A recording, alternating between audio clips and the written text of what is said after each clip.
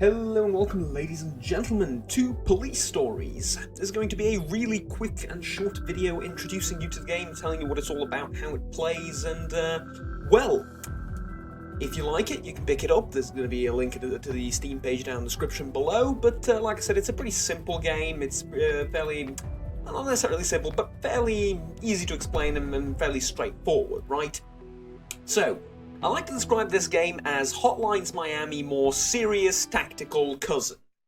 It's in the sort of same graphical style as Hotline Miami and from the same sort of top-down perspective, except you play as one of two cops, two partners if you will, and there is local co-op by the way. I definitely recommend playing the game like that, but since I have no friends, I will play it solo for the purposes of this demonstration. Now, jokes aside, it is a tactical game whereby you go from room to room, clearing rooms as the police duo, arresting suspects, or if absolutely necessary, neutralizing them, as well as collecting evidence and securing, if you will, or helping out civilians. So, the game is, like I said, fairly straightforward.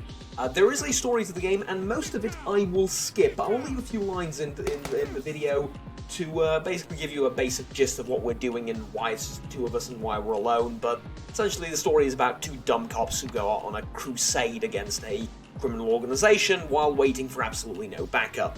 Well, not really, but you know, we'll get to that later, I suppose, or you can get to that if you pick up the game. I don't want to spoil the story because it's not that long, and, well, the game itself isn't that long, but it is extremely replayable.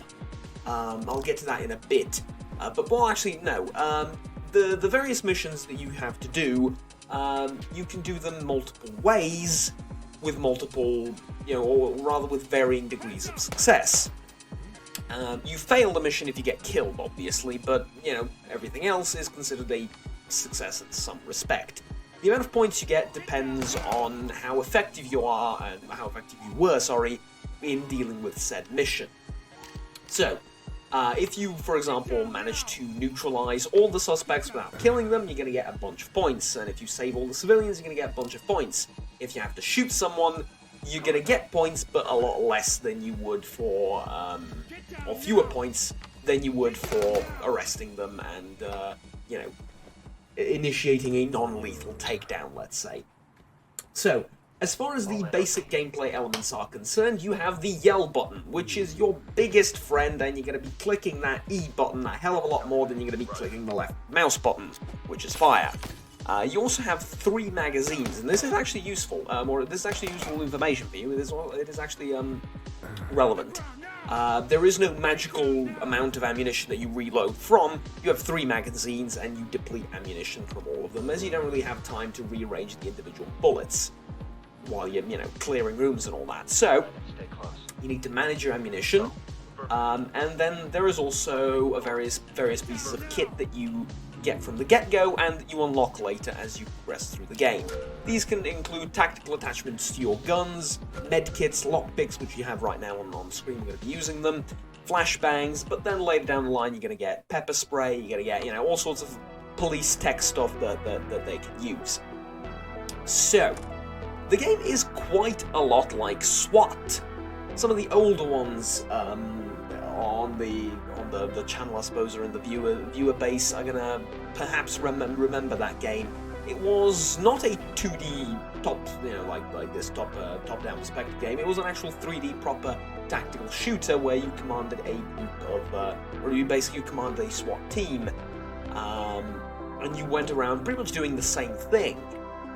Except obviously the game was a little bit more complicated by its very nature, you know, it being 3D, and it had some really weird and creepy missions, as well as some, you know, classic terrorists and stuff like that. But here, in terms of the entire theme and aesthetic and all that, it's fairly straightforward. It's always a bunch of criminals, though their personalities vary. See, this is the one very interesting thing about the game. Some of them are really trigger happy, and you're going to have to react by shooting them. You're not going to have a choice most of the time. Sometimes you're going to be able to sneak up to them. If you use a flashbang, you can stun them and then melee them, which is not going to kill them, it's just going to, you know, disarm them, and you can take them down like that, but some of them are very trigger happy. Others are very quick to surrender. You just yell at them once from behind, and they're going to be like, oh, no, never mind, I give up. Some of them aren't even going to use their gun. Because, you know, well, let's be honest, not everyone can use their gun to kill another human being. This is the real world, these are not, well, at least, well, this isn't the real world, but you know what I mean. In the real world, not everyone is capable of such a thing when push comes to shove, and a lot of them just freeze. Quite literally, you know, obey your command, and they do actually freeze. So, the various different behaviors of suspects is something that you're going to notice, and you're going to act accordingly. So, you can also command your partner to do various things, and I'm sure you're going to see me do that in the gameplay at some point or another.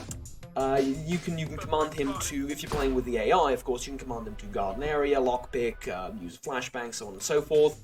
You can also, however, again, play in local co-op, in which case the other person is going to be controlled by your co-op partner, and then you can probably be a little bit more effective about it. With both of you screaming, I think that's going to have more of an effect on the suspects and civilians and stuff like that. But at any rate, the graphic style is very much reminiscent of Hotline Miami. There's not much to say about it. It creates a decent atmosphere, but it's sort of pixely nature. It's something that either you like the sort of retro style or you don't like it. It's fairly straightforward. There's not much I can do to persuade you either way. It's pretty straightforward, like I said. So, what about the replayability? Well, like I said, there's not too many missions in the game, and each and every one of the missions is pretty much the same. Take out all the enemies and rescue all the civilians. However, However, the game is quite replayable. Why so? Well, first things first, the equipment that you unlock later in the game is usable on every mission. If you want to go back to the first mission and use the equipment from the last mission in the game, you can do that. Also, the spawns of the enemies, the suspects and the civilians are random. They're not completely random, though actually I'm not sure. They do seem to sort of appear in some groups, like a hostage and a suspect with a gun to his head, or pointing the gun to the head of the hostage. Tends to like happen in tandem quite a bit, but they're like a bunch of locations where they can spawn, including in front of you.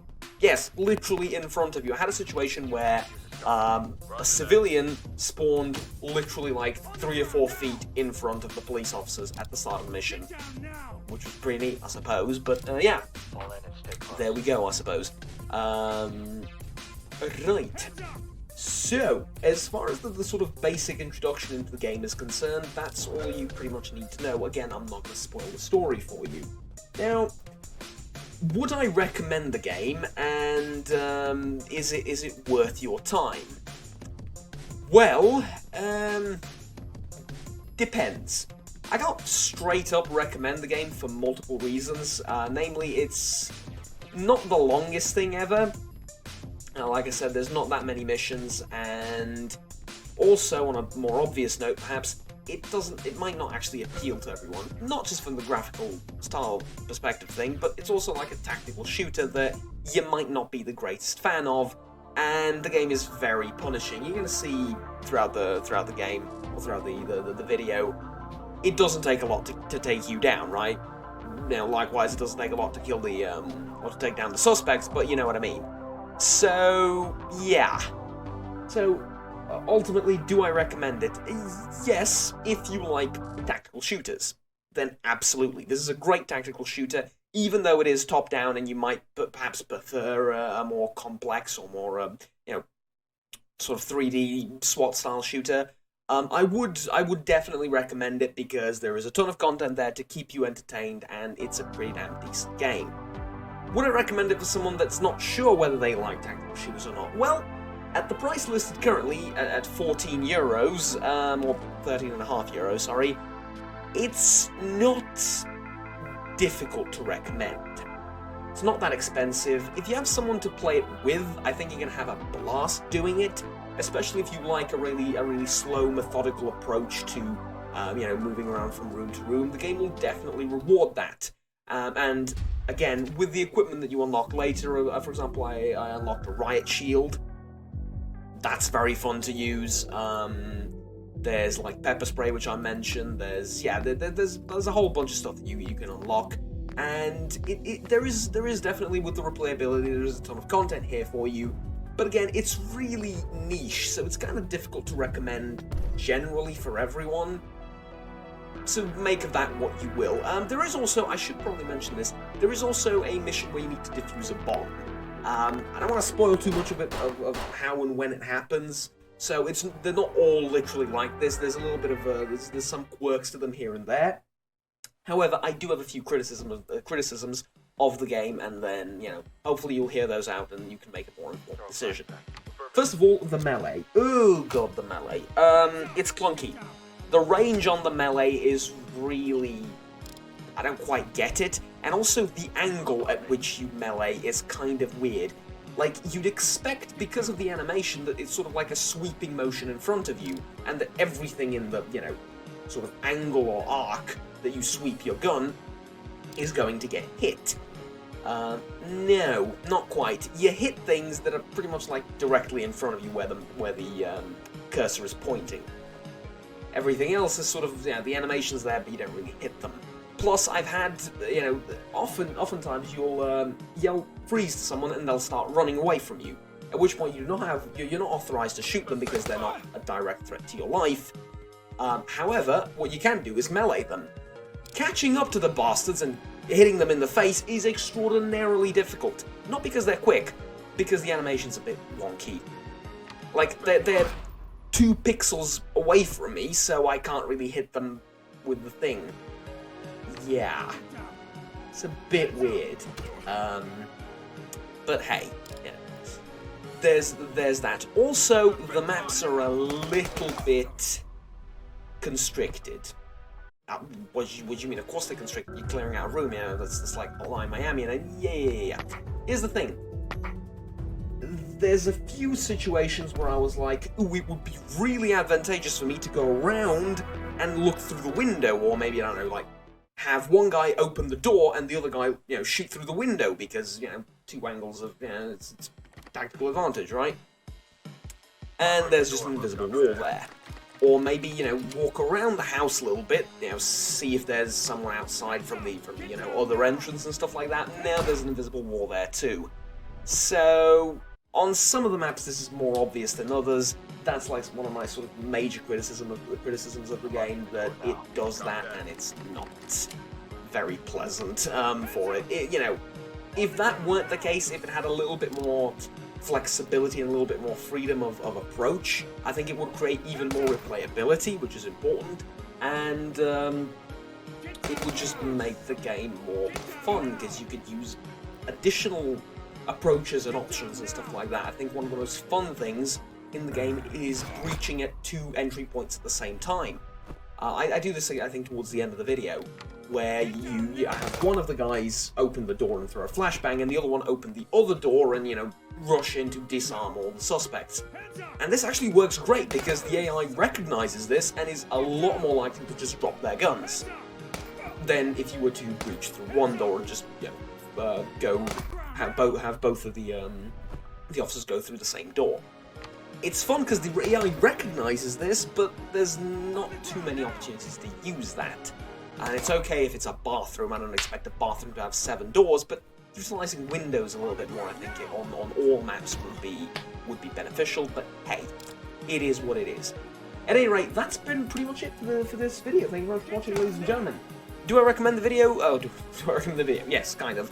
Do I recommend the game, though? TLDR. If you really like tactical shooters, absolutely, it's a great tactical shooter. If you're not sure, it's cheap enough, and if you have someone to play with, then absolutely. If not, then I believe you can get a demo of this game? I'm not sure. I'm trying to look that up now. Yeah. Possibly. No, I don't think so. However, in winter and in November of the game, in November you're going to get custom mission mode and customizable controls and Steam achievements, which not that much, but the custom mission mode is nice. and in winter you're going to get a level editor. With those features, I absolutely recommend the game. Absolutely recommend it. It's cheap.